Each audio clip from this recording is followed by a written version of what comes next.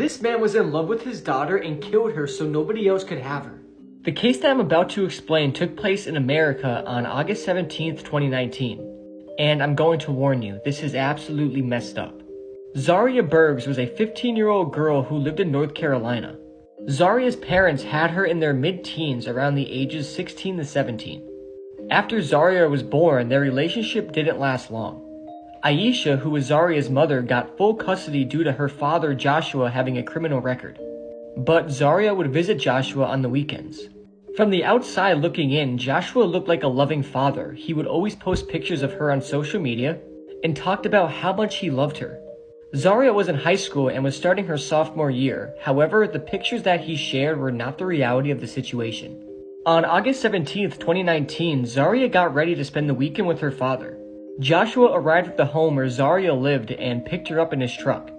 They then went to Joshua's house and entered the home. The exact details of what happened at this point remain unclear and nobody really knows for sure. The following morning, Joshua left his home and went to the sheriff's office at 9:24 a.m. And he then went on to make a disturbing confession. He went over to one of the officers and said he would like to turn himself in for a crime he committed.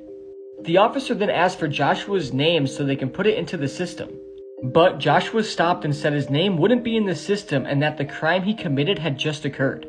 He then said that I just killed somebody.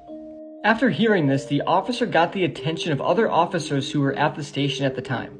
Joshua was then taken to a room for questioning and was booked. And this haunting mugshot was then taken of him. He then told the officers that he had just killed his own daughter. He then told them Zaria's name, age, and where they can find her in the house. Officers then went to the location Joshua described to see if he was telling the truth. They entered the home and immediately saw Zaria lying in a pool of blood. She had been bounded and left behind the front door. Zaria wasn't wearing any clothes and her throat had been slashed. And she had cuts all over her body. Joshua was immediately arrested, and he started to give details about the horrifying crime he just committed. And according to some reports, while he was explaining, he remained completely calm and showed zero emotion.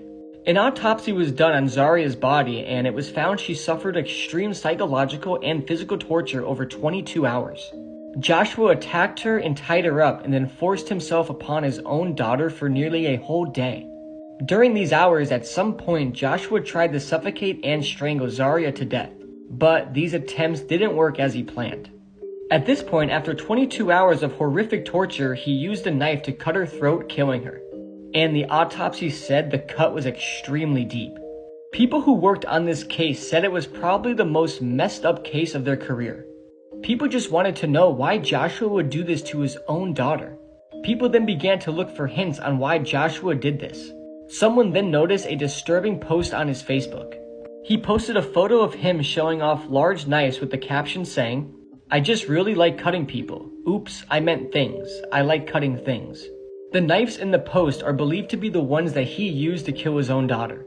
Joshua was also liking satanic posts on Facebook, which made people start thinking he was in a cult, and this murder was some sort of sacrifice.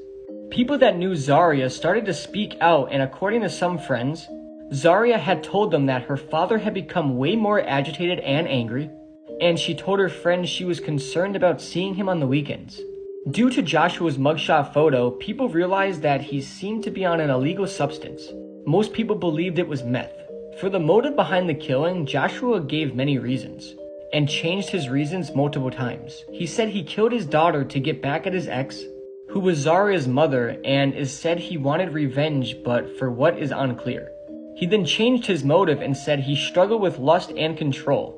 Essentially, he lusted for his own daughter and couldn't control himself any longer. People who were at the trial said Joshua told police he was completely in love with Zaria and was jealous she was getting older and would most likely start dating. He didn't want anybody to have her, so he then killed Zaria and sexually assaulted her multiple times that night. Joshua planned the entire murder and took delight in killing her. He said it was the best 22 hours of his life, which is just sickening. Joshua was found guilty of murder and was given the death sentence, thankfully. Zaria didn't deserve this at all, and may she rest in peace. This case truly is just so messed up.